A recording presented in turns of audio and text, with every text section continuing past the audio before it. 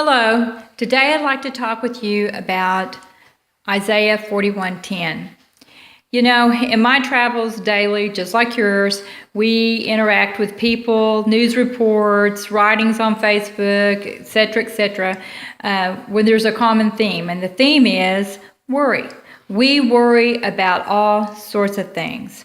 It's almost as if we love to live and thrive in the worry zone. It's like a countdown, 10, 9, 8, 7, 6, we're waiting for the big blast off.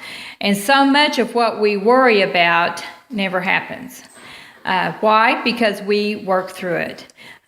We have all sorts of resources around us. Some are planted there by God. Some of them are just because we've done some things right, or some of them are just because of the road in life.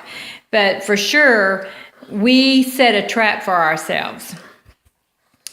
You know, a few years ago, I was going through a divorce, and it was a divorce. I didn't understand it. I didn't want it. Was heartbroken. So I called my mom, and that's what people do. We call mom. If we've got one, we call them. And she said, sweetheart, and she made reference to when she and my dad were going through divorce. And she said that there was a teacher friend of hers gave her a verse, Psalms 41:10. And she said, I'm going to pass this on to you. And I want to hang up right now. I want you to read that verse. I want you to pray about it. Then I want you to call me back. Well, let me tell you what it said. It's like the magic verse. It says, fear thou not. The word fear not is about 103 times in the Bible, King James Version. God must mean it when he says that. But it says, fear thou not, for I'm with thee. Be not dismayed, for I am thy God. Yea, I will help thee. Yea, I will uphold thee with the right hand of my righteousness. Isn't that something? I am God. I am thy God. I will strengthen you. I will help you. I will uphold you. Not just anyway, with the right hand of my righteousness. Wow. I thought, man, that is a drop of gold. And over the years, I continue to read that and try and draw strength from it. And one day I thought, well, I wonder what the right hand of my righteousness has to do. I wonder what's on the left hand. And then it occurred to me, God is on the left hand of Jesus. So if I'm on the right hand, I'm going through Jesus to get to God. Wow. And he's telling me he will strengthen me.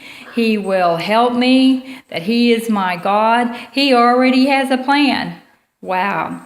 And I have to tell you that, it was a few years later in that divorce that the things that I worried about, like losing my home, I didn't.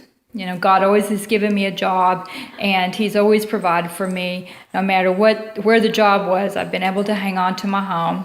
I learned that there were things about that husband that I did not know, and there were things that could have ended my life prematurely. So God was in the middle of that. He did have a plan, and he did know what needed to be done to preserve me. And praise God that, because of the prayers of all those people around me, that I'm still here. He strengthened me and he helped me. And that's really the message I want to pass on to you today. That what we worry about, lots of times, if we just turn it over to God, he already knows. He sees the beginning and the end. And if we trust in him, he will make sure that he takes care of what's in the middle. He in Jeremiah 29:11, basically in essence of that, it says, I have a plan for you. I know my thoughts.